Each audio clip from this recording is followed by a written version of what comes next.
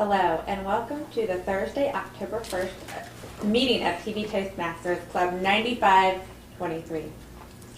I'd like to thank you for looking in from home, and I'd like to thank our members as well as our guest, Gwendolyn Neeson, for joining us today. We have a great meeting in store. To find out more about our club, log on to www.tvtoastmasters.com. We meet the first Thursday of the month at 6 p.m. and the third Saturday of the month at 9 a.m.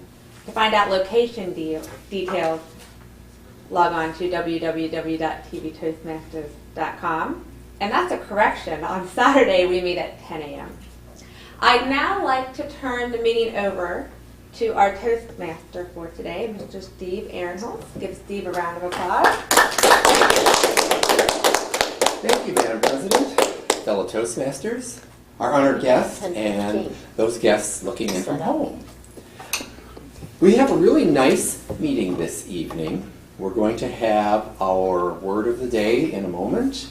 We will have our impromptu speaking portion of our meeting, as well as 2 prepared speeches, and then we will follow up with the evaluation portion of our meeting, where we will give some feedback on what everyone has done well and what some of their growth areas might be for future speeches that they present. I would like to go ahead and call up our person who will be doing the word of the day, and that is Carol Cormelink. She's going to give us a word that we're going to try to use during the course of our meeting. Carol? Thank you, Mr. Toastmaster, fellow Toastmasters, and our most welcome guest, Gwendolyn. If you look on your agenda, you will see the word of the day. It's actually 2 words because they are very confusing. Some people interchange them and they have very clear meanings. Implicit is to be hinted at. Explicit is clear and direct. Implicit is indirect. Implicit reliance on self-growth must be replaced by explicit actions. The trick is to use this in your speech when you're up here, if you can put that in your speech, and then I will be counting all the ums, ahs, so's, ands, you knows, all the killer filler words that don't add anything to your speech and detract from it. Mr. Toastmaster. Thank you, Carol. Explicit and implicit. I will wait for the next one, where Carol will be giving us the words of the day will be affect and effect. She'll tell us what the explicit and implicit differences are between those 2. Next, we're going to get into our impromptu speaking portion of our meeting. And this is that part of the meeting where we practice listening and then responding, preparing a response, with very little preparatory time. But I think it reflects something that's fairly common in day-to-day life. You ask the question, you need to provide a response, and it doesn't happen to be anything you were thinking about just before the question was asked. Our table topics master for this evening is Richard Gant. So Richard, I'm going to have you come up here and start the table topics portion of our meeting. Thank you, Mr. Toastmaster. All right, so happy Halloween. Because much like there's 12 days of Christmas, I'm of the personal opinion there are 31 days of Halloween. Cool. And they start today. So, in honor of that, we're going to talk about scary things, movies. Possibly starring movies, but you never know with these questions. So to start off with, Rick, what is the worst horror movie you have ever seen, and why should we see it?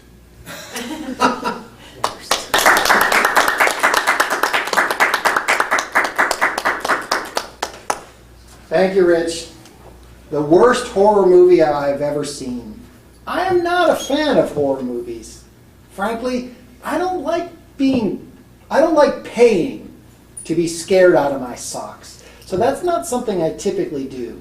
So what I have to do is I have to go back through my mind and think of the horror movies that I've been to or the ones that I've seen. And the only one that comes to mind are the alien sequence. Because the whole concept of space and outer space and being hunted by some strange alien being who's about ready to just rip your face off, there's just something about that that's pretty exciting.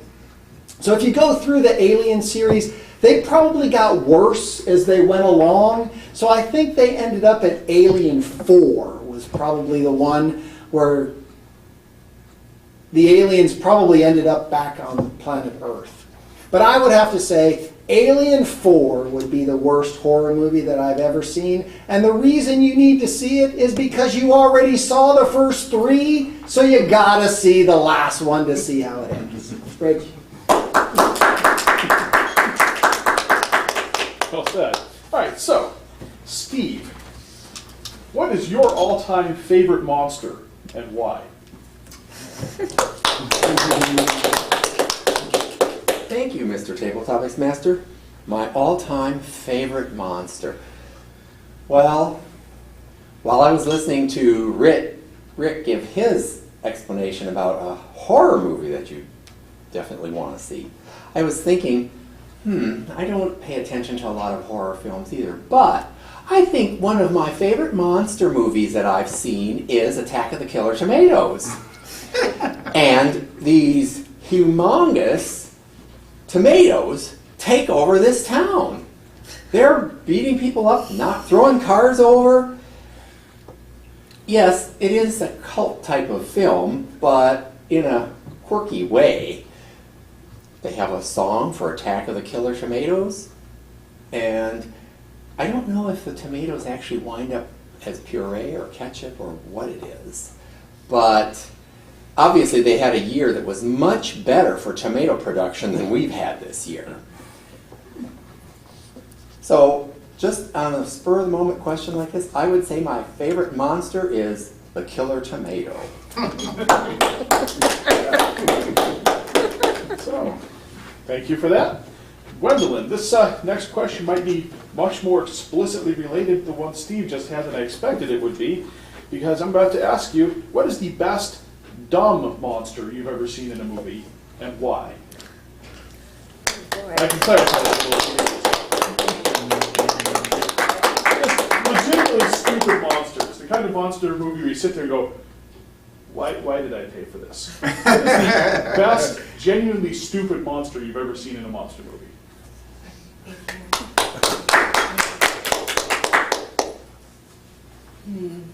I feel like I watch a lot of dumb monster movies because I have a 7-year-old son and a 17-year-old daughter, so they both like to watch some silly movies. I think if I could go through my mind and think of all the ones that they've asked me to endure through, they're probably the one that stands out the most in my mind would be anything to do with the SpongeBob movie. And I genuinely like SpongeBob because he's explicitly a nice guy, and he's very kind to everybody, and even if they're not nice to him. But he has a arch enemy who, Squidward. So when they became different characters in the movie, it didn't make any sense to me. I wondered what was going on. So that would be probably the dumbest movie.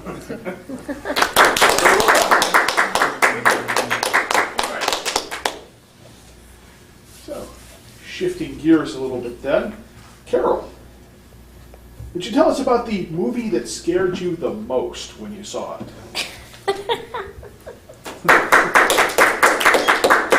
Thank you for that question, Rich. The movie that scared me the first, I can't remember because I don't go to scary movies. I don't remember ever being scared in a movie. That's not my thing to go to scary movies. I'd rather go to romance novels or adventure stories or something, but I never watched any of those monster movies. That's just not my thing. That reminds me, sometimes people act like monsters when they're angry and they forget that they are supposed to be refined somewhat, that you're supposed to have some inhibitions.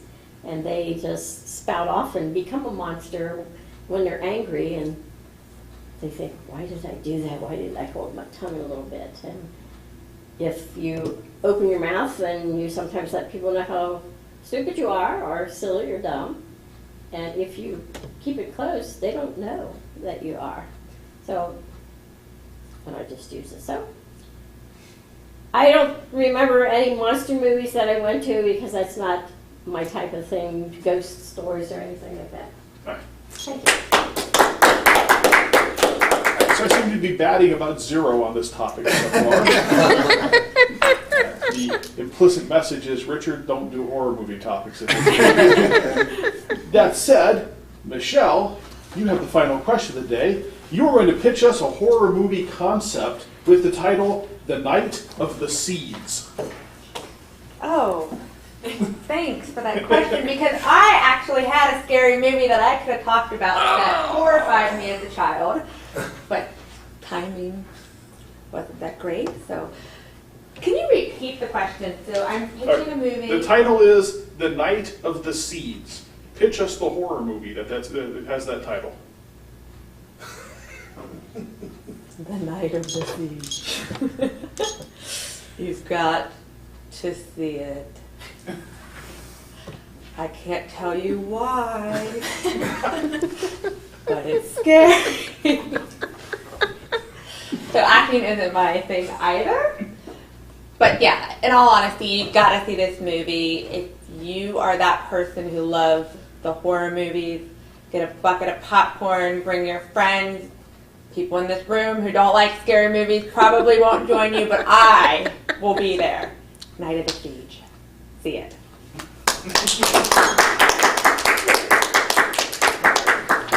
I didn't even get to a minute. I reset you when you asked the question over. Oh, man. Thank you, everybody. I hope you enjoyed that, even though there's only one other horror movie in the fan, which means that if I make an explicit invitation to go to horror movies, I know it's just going to be you. Said, like, go ahead and turn it back over to us. No.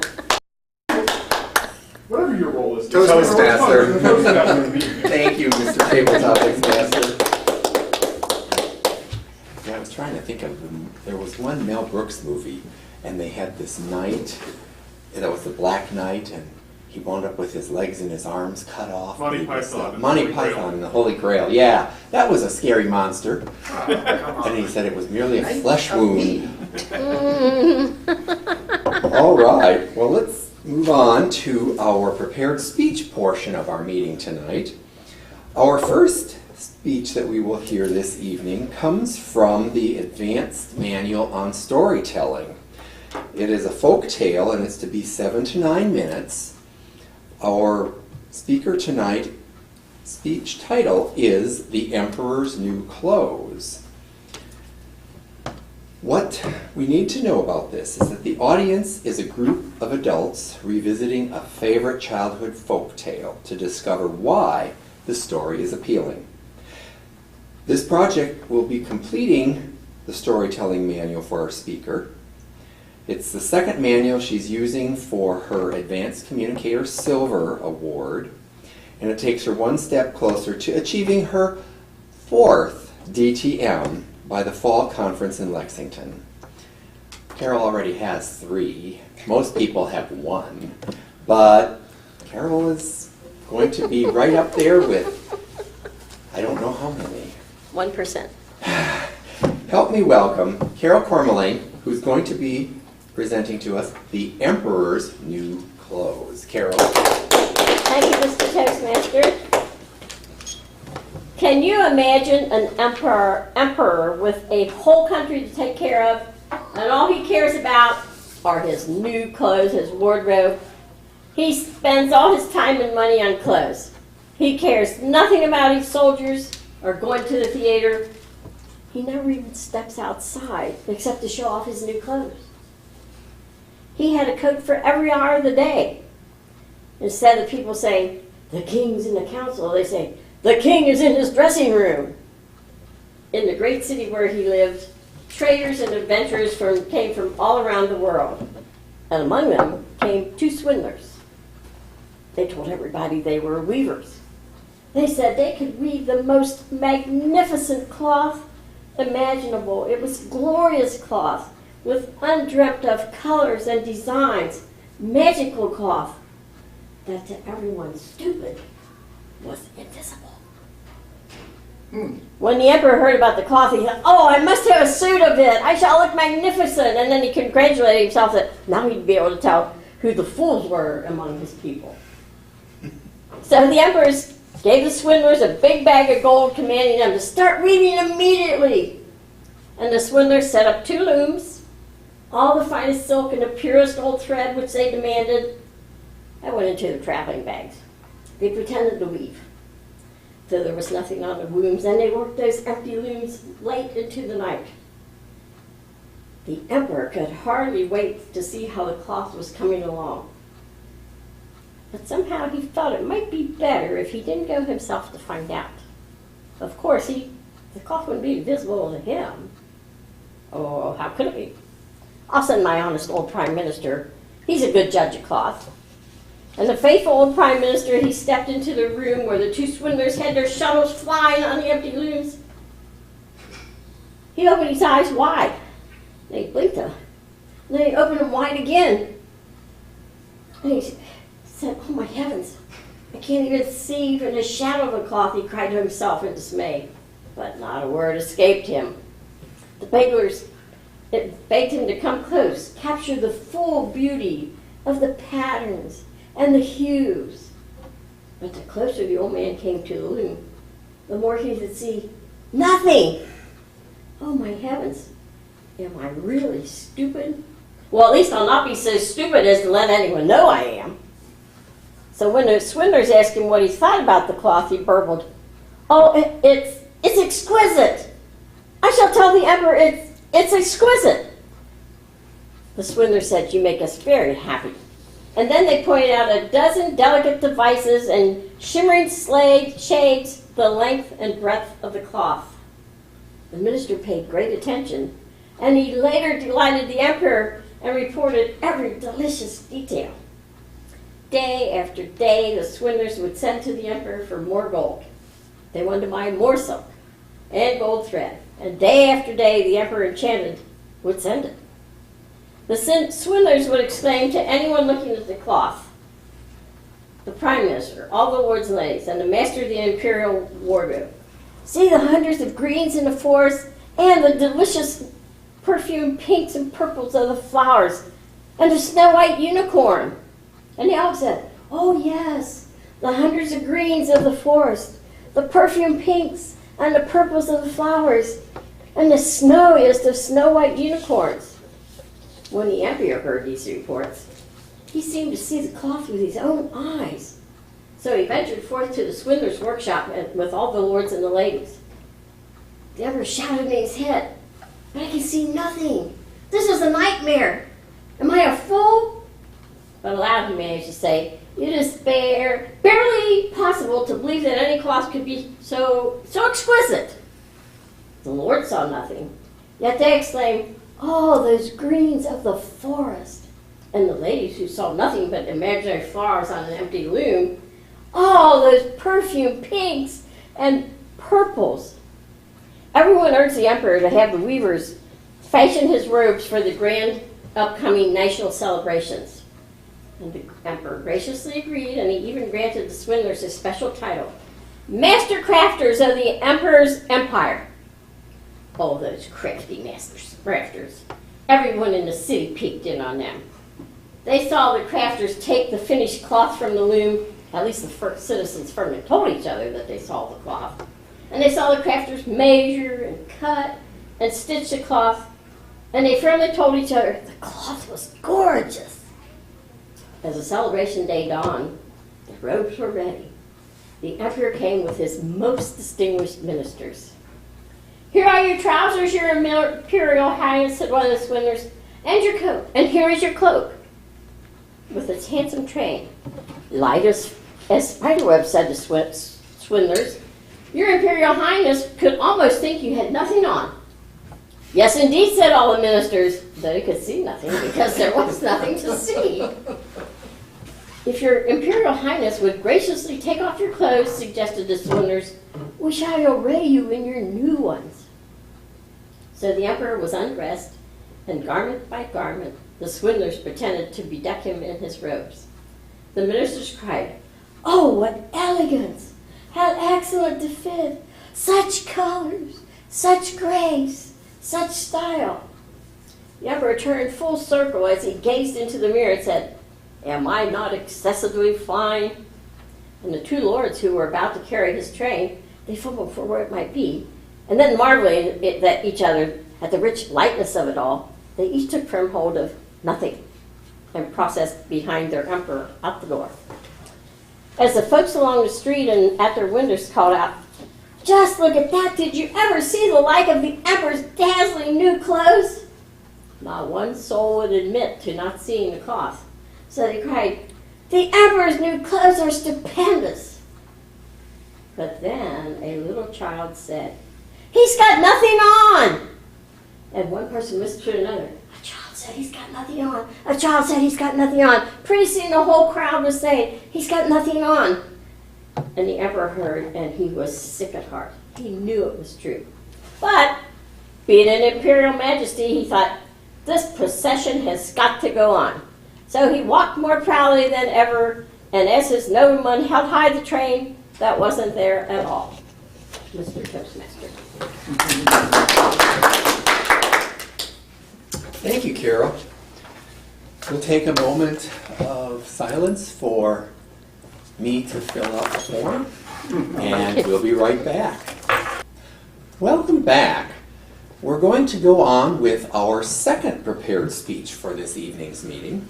We are going to hear from Rick Barron. He is giving us a speech from the Speaking to Inform manual.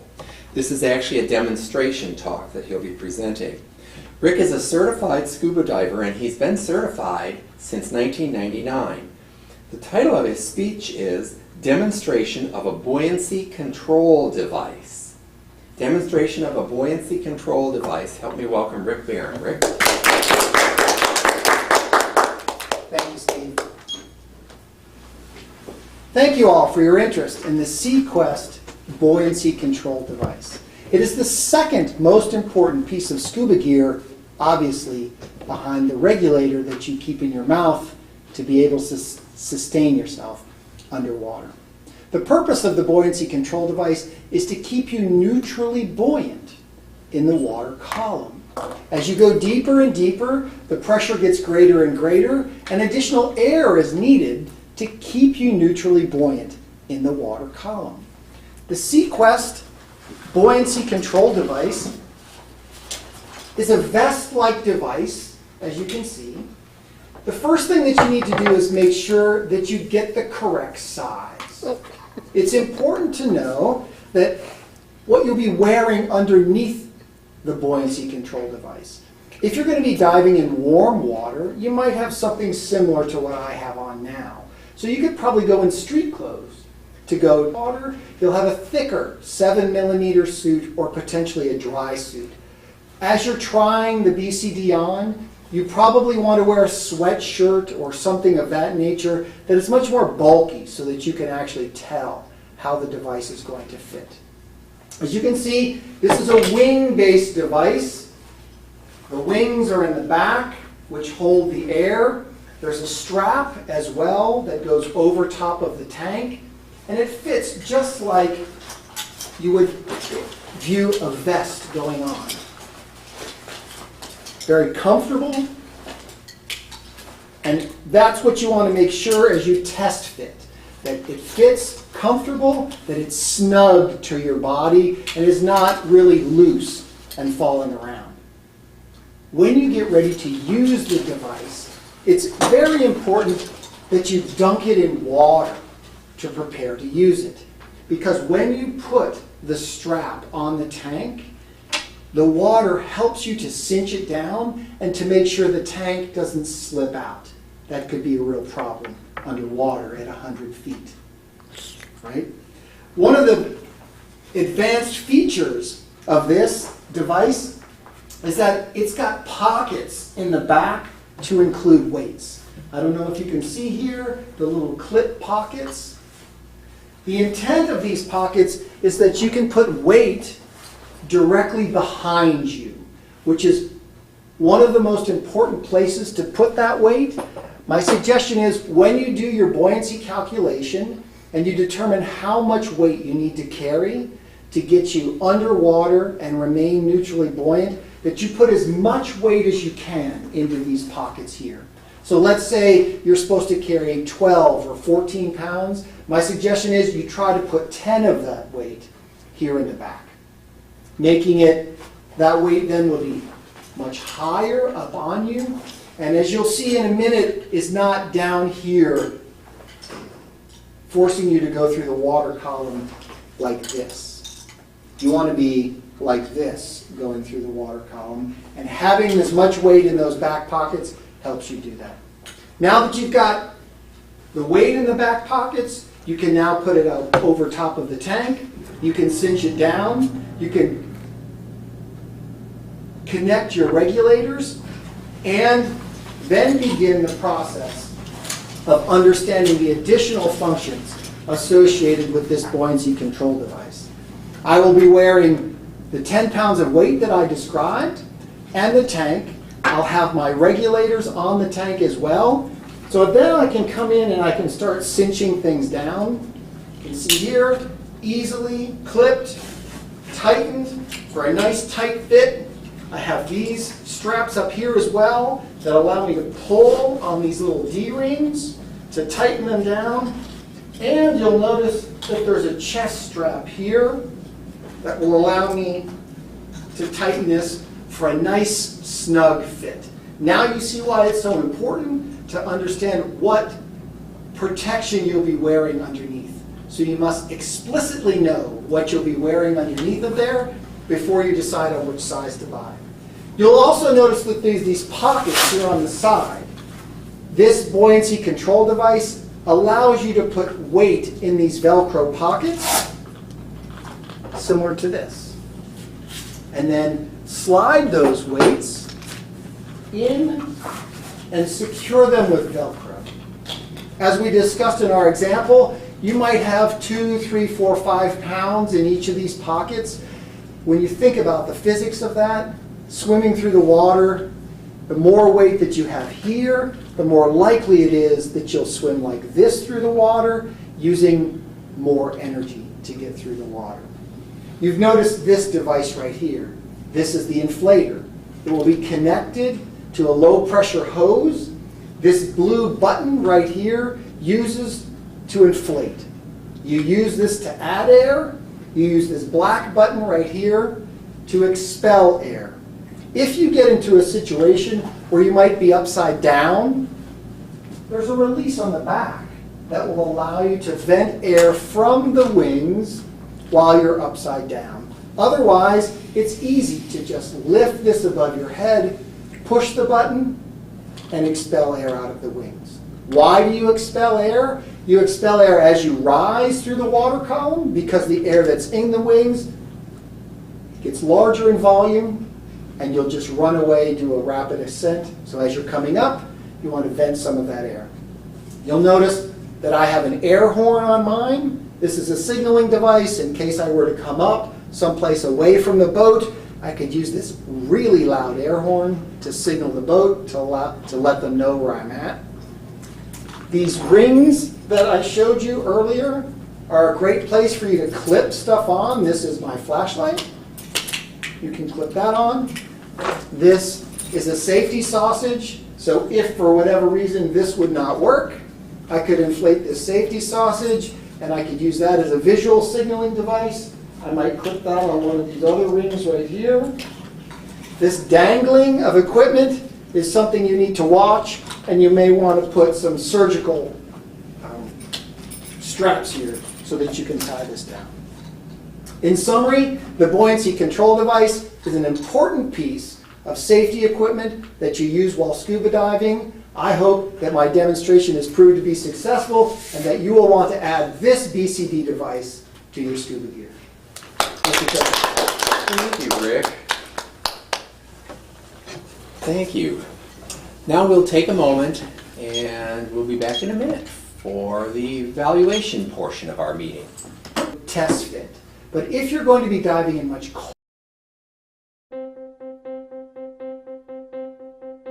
Name an effective political leader in history who couldn't speak well.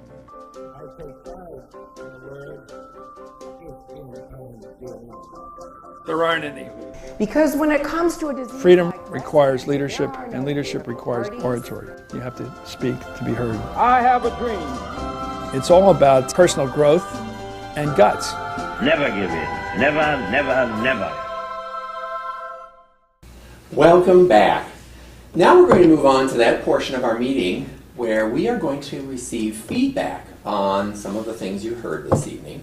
We're going to provide some suggestions to our speakers as far as what they might want to consider in future speeches to improve their skills, as well as giving them feedback on what they did well.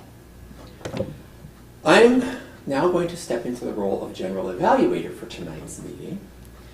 And our first evaluation that we will hear will be Carol's speech, The Emperor's New Clothes. And our evaluation for Carol will be done by me.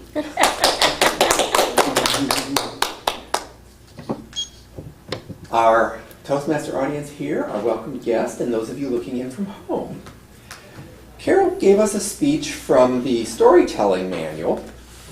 The purpose of this talk was for the speaker to tell, not read, a folk tale.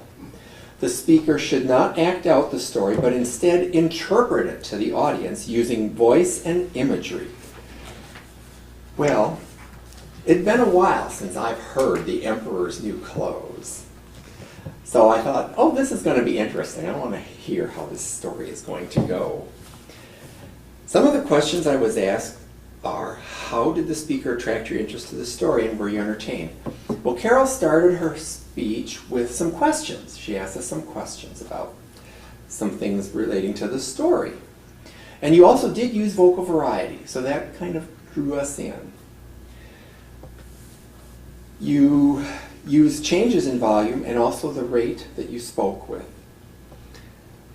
Let me see here. They want to know what part of the story did I think was the most exciting, or what did I like the best. And one of the parts that I really liked was where the Prime Minister was sent in to preview the garments and report back to the Emperor. And one of the things Carol did for us was she kind of shared the thoughts that were going on inside the Prime Minister's mind, because this scam is going on and he's looking at that and he's thinking, this can't be that there's nothing there, but yet nobody wants to admit they're stupid.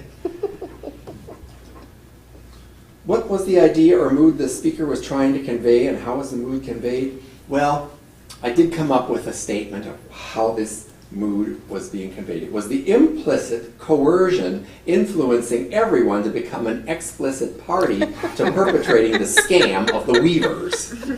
Sweet. So I thought you did a good job. There were a couple points that I wanted to give you that I think would add to the delivery of the story. You had a couple of places where you spoke a lot quieter.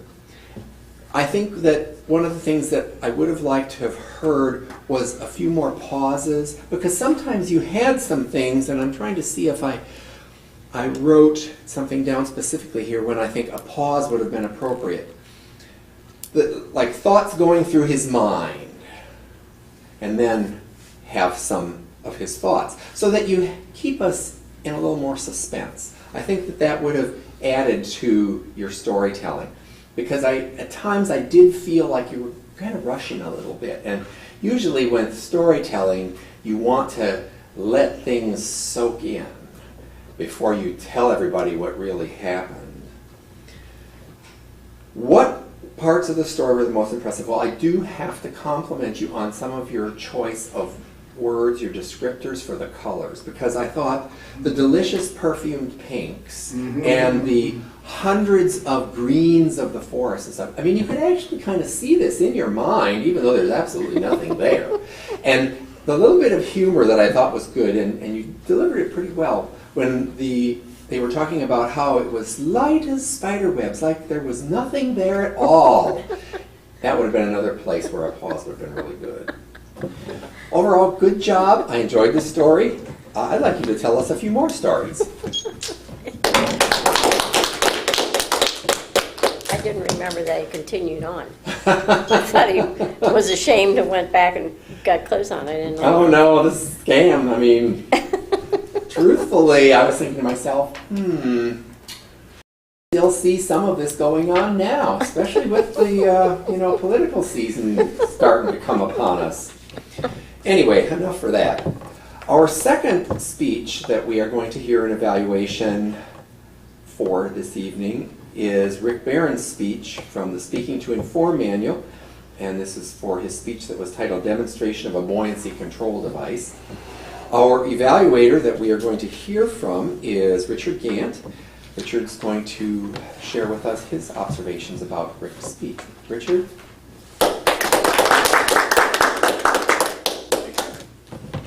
All right, so Rick was specifically delivering project number 3 from the Speaking to Inform manual, the demonstration talk.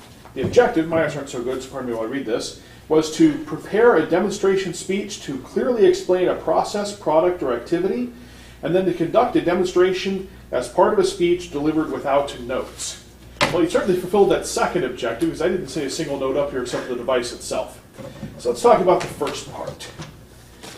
Topics that we're supposed to evaluate included: how did the speaker make the talk relevant to the audience's interest? I wasn't certain you were going to be able to, because I don't know if anybody else in this room scuba dives, but I sure don't.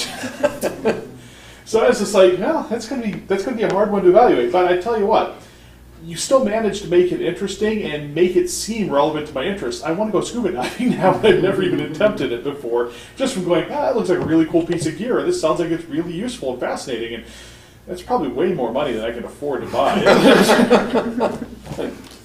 So then I'm supposed to describe the demonstration's impact on you. You may have just heard that. I mean, you certainly sold me on the benefits of having a buoyancy control device when I go scuba diving, if I go scuba diving, because I really want to now. All right. How appropriate was the choice of demonstration method? Well, I thought it was really appropriate. I mean, you brought up the device, you showed it off, you put it back down, picked it back up, showed it off again, put it on real quick, took it off again. At this point, I'm like, show me how this thing works. And then, yes, you did. You put it back on, you hooked everything together, you start going, oh, there's these D-rings here. You can start hooking other things to it. Then you got an air horn, and then there's these wings. And it certainly looks like a lot of fun. I don't know if it's what it's supposed to come across as, because it seems like it's a safety device. I don't think those are supposed to be outright fun, but it sure seemed fascinating. Okay. So is each part of the demonstration clearly explained? I would say yes. Yes, it was. We pointed out, you want these weights here so you're balanced, so you're not at an ankle kicking through the water and using up more energy. This is where you put the oxygen tank, which you'll want to have. These are the wings that help you maintain balance. This is how you get rid of the air if you need to go up. This is how you put air into it if you... I got that backwards, didn't I? No, go up if you want to go down. So, yeah, I would say you absolutely delivered each part clearly and explained it well. What could you have done to make the demonstration more effective? You threw out a couple of terms, neutral buoyancy and water column, and I think they kind of implicitly define themselves. And I know what neutral buoyancy is because I read a whole lot of stuff, but not everybody in your audience might, although I suspect that the intended audience would, if they don't know what neutral buoyancy is at that point, they probably should get out of the water and start over. And water column, again, I get the sense of what that is. It's just, a little bit of a quick explanation for a layman's audience would have been good. Also, when you were holding the device and showing it, you kind of just held it over this way. It would have been useful if you'd also turned over this way and let the people on this side of the room see it better. And what was the most effective part of the demonstration? Suiting up as you explained it. And then also an excellent explanation of the proper balance of weights. So I think you did a great job with it, and I'll turn this back over to our general evaluator. I wouldn't know I've been in this club for a while. Thank you, Richard. I know I wasn't I wasn't able to pay full attention, and I thought, oh yeah, well, don't test me on how the weights are supposed to be, because the only thing that really caught my mind was about having the tank cinched down, because you didn't want to be 100 feet down and have your tank rocketing up to the surface and you're still down there. Not a good thing, especially if you can't hold your breath that long. All right, the next portion of our meeting is going to be our grammarian's report. Is that right, Carol? Did you do grammarian? Or? Right. All right. So we will, from the grammarian's report, we're going to hear about any faux pas we've used as far as our grammar goes, whether we're using verbal crutches, either ones that we're aware of or ones that we aren't aware of. And I think she will probably give us some feedback on our use of the words of the day, explicit and implicit. So help me welcome Carol for our grammarian report. Thank you very much. I just realized I did not hear any lip smacks tonight. Which is one thing I always listen to. Steve, the only word that I heard that we don't use, oh, well, Rick used it too one time. Got it. We got to do this, we got to do that. That's the only misuse of words, of putting them together instead of have to or got to. Steve, as a Toastmaster, I heard 3 buts and 1 so, and I didn't hear any things during your evaluation, and I wrote that you did an excellent job of using the words of the day in a sentence. I thought that was fantastic. Richard, I heard 5 uses of the word of the day, at least 5. I heard 5 so's. That's all I heard while you were doing your table topics. Rick, I only heard 4 so's, 1, and this so I think was probably okay, because you said so that you can see something or other. That was your sentence, and that probably so was okay there. I don't think it was a filler there. 2 ands, and I did have a question. When you use cinch it down, is that a scuba diving term, or is that something that means you tighten it up? Is that what you do? Or when you say cinch it down? Because I was not familiar with that. And I liked the excellent use of the language, but I thought it was very, very pictorial, that you could see, rip your face off. I thought that was your monster movie, I think. Gwendolyn, I only heard a couple of ums and uhs, and you're, if I hadn't been listening, I wouldn't have even heard them, because they're subtle. Only 2 so's. For your first time up here in front of the audience, yes, that deserves a hand. Michelle, I only heard 1 but, and I heard 1 of my so's. I don't know if I had more than that or not. That is my grammarian for the day, and I like the use of the word. You get the prize, Steve. Thank you, Carol. Now to receive our timer's report. So we're going to hear how well we did as far as staying in the time frames that we're supposed to stick to. Thank you, Steve. Mr.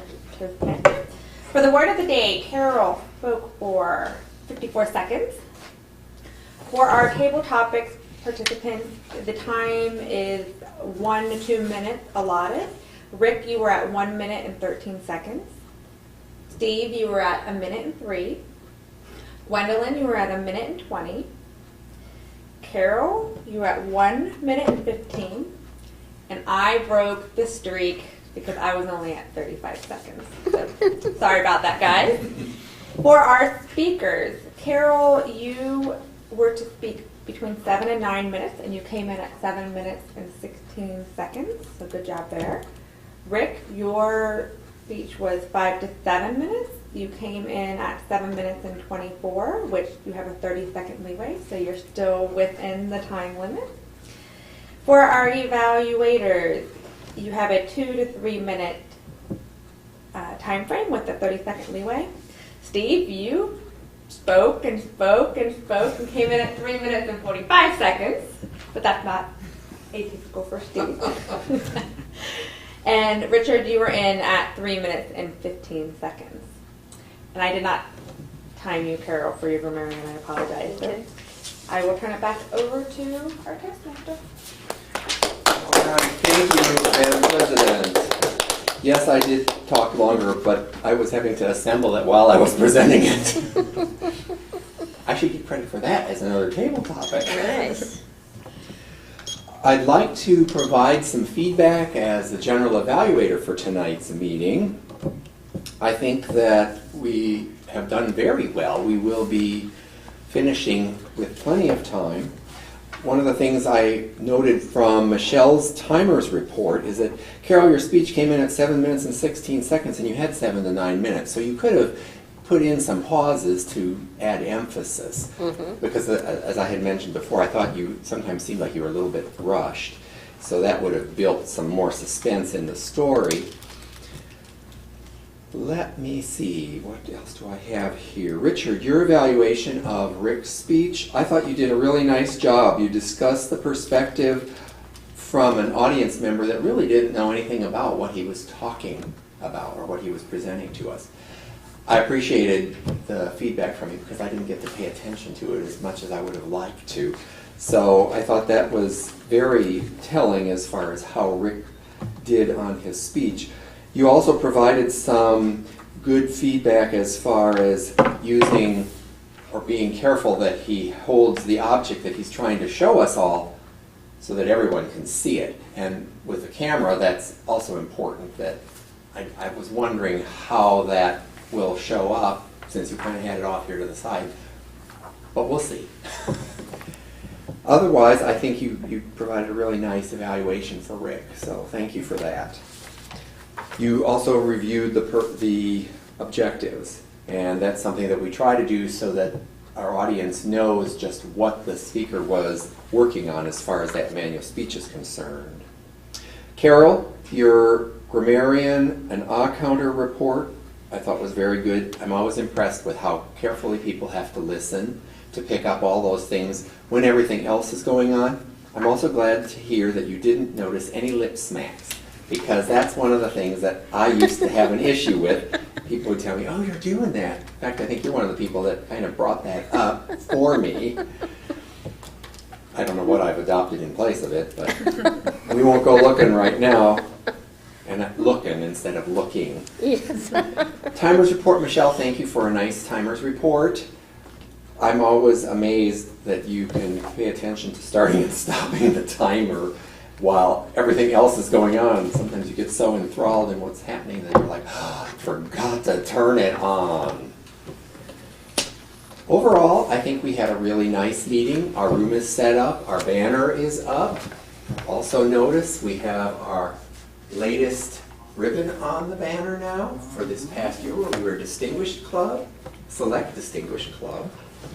Thank you to everyone in our club for contributing to that. I thank Teresa for sewing it on. Yeah, she had asked me the other night, I was like, well, it's on the table, but she wouldn't have known where to look.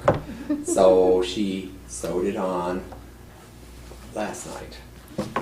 I just had to remember to bring it today.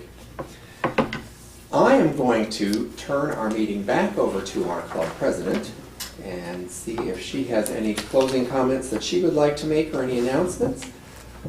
I'm going to hand the meeting over to Madam President. Thank you. Let's give Steve a round of applause. He did a great job. And we did have a great meeting. It got started on time. We had a lot of participation. I think this might have been the first time I've ever seen everybody participate in table topics, so that was a really fun experience. And I do have some announcements that I will share with the club after we wrap up the meeting, but this concludes our October 1st meeting of Club 9523. Again, we welcome you to join us looking at home. We thank our guest Gwendolyn for coming, and we hope you will come back. And to find out more about our club, you can log on to www.tvtoastmasters.com.